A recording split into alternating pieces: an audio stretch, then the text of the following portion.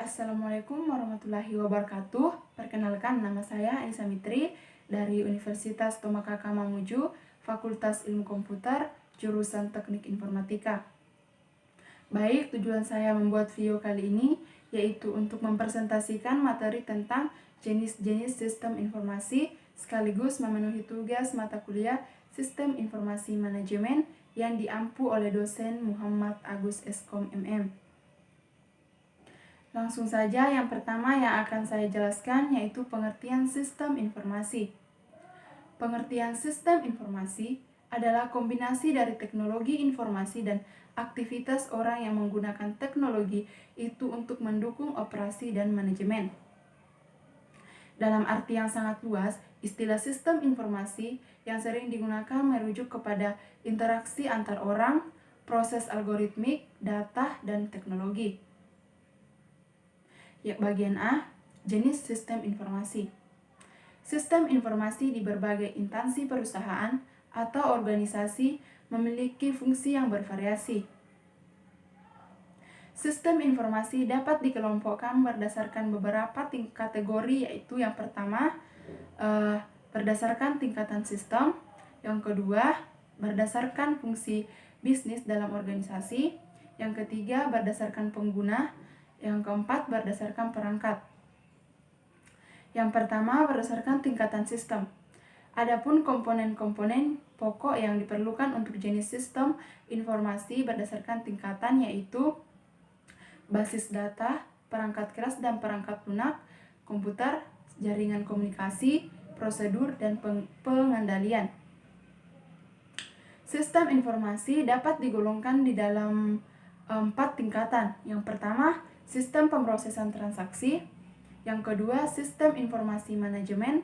Yang ketiga, sistem pendukung keputusan. Yang keempat, sistem pakar.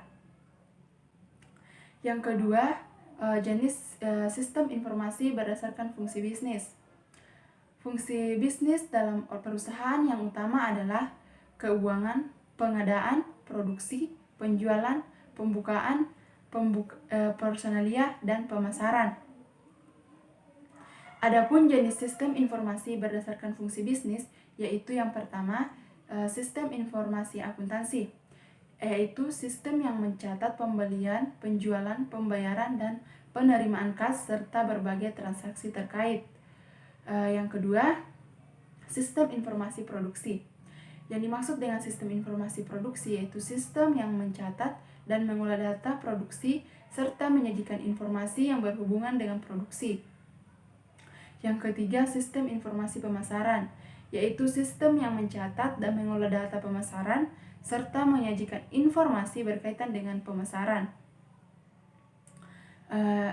Yang keempat yaitu sistem otomatisasi kantor, adalah merupakan sistem informasi yang bertujuan untuk mempermudah dan mempercepat berbagai pekerjaan yang berhubungan dengan kegiatan kantor. Yang ketiga yaitu jenis sistem informasi berdasarkan lingkup pengguna. Yang pertama yaitu sistem informasi personal. Yang dimaksud dengan sistem informasi personal adalah sistem informasi yang digunakan oleh perorangan untuk memenuhi kebutuhan pribadinya. Yang kedua yaitu sistem informasi tim. Yang dimaksud dengan sistem informasi tim adalah sistem informasi yang digunakan oleh sekelompok orang secara bersama-sama untuk mengerjakan pekerjaan bersama-sama, misalnya sebuah proyek atau penelitian bersama. Yang ketiga yaitu sistem informasi perusahaan. Yang dimaksud dengan sistem informasi perusahaan adalah aplikasi yang digunakan oleh seluruh elemen perusahaan. Contohnya, program transaksi yang digunakan oleh berbagai staf yang ada di perusahaan. Yang keempat yaitu sistem informasi pemerintahan.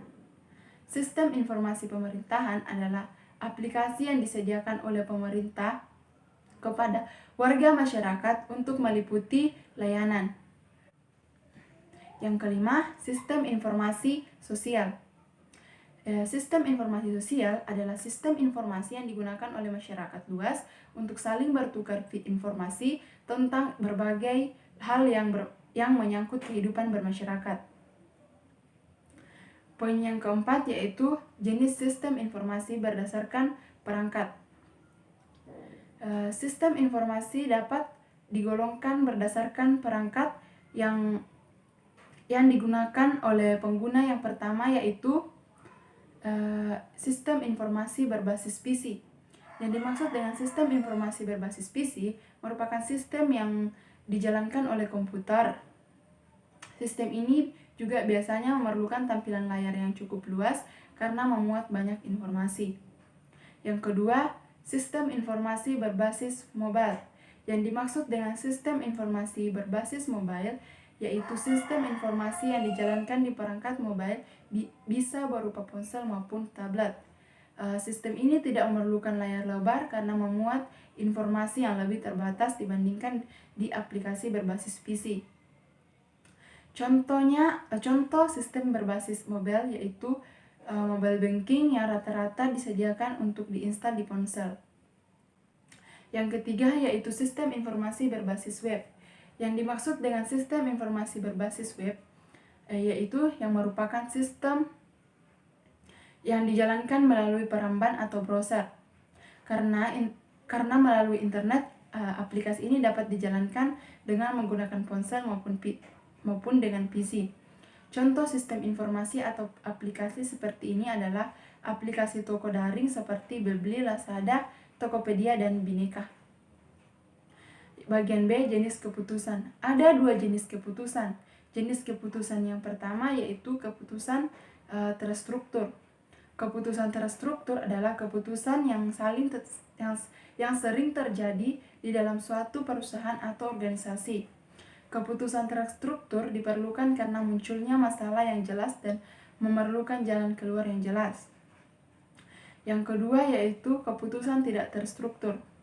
Yang dimaksud dengan keputusan yang tidak terstruktur adalah keputusan yang masalahnya tidak jelas dan jalan keluarnya juga tidak jelas. Keputusan ini relatif jarang terjadi karena merupakan keputusan yang dibuat oleh manajemen puncak. Bagian C, sistem pemrosesan transaksi. Sistem pemrosesan transaksi adalah berbagai peristiwa atau kejadian yang perlu dicatat oleh perusahaan. Dengan demikian, transaksi tidak selalu merupakan transaksi penjualan atau pembelian, tetapi juga meliputi kenaikan harga, kenaikan golongan karyawan, perpindahan barang ke ruang toko, dan penggantian pimpinan perusahaan. Bagian D yaitu sistem informasi manajemen.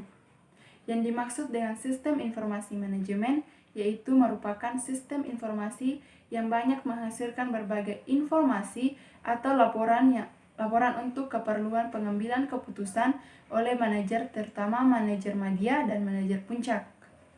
Bagian E yaitu sistem pemandu keputusan.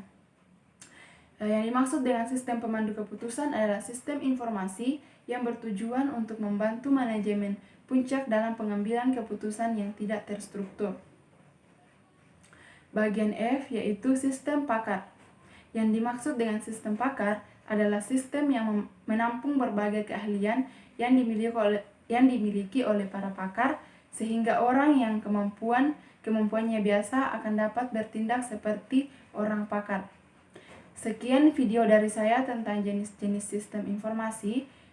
Kurang dan lebihnya mohon dimaafkan, dan saya akhiri. Wassalamualaikum warahmatullahi wabarakatuh, dan terima kasih.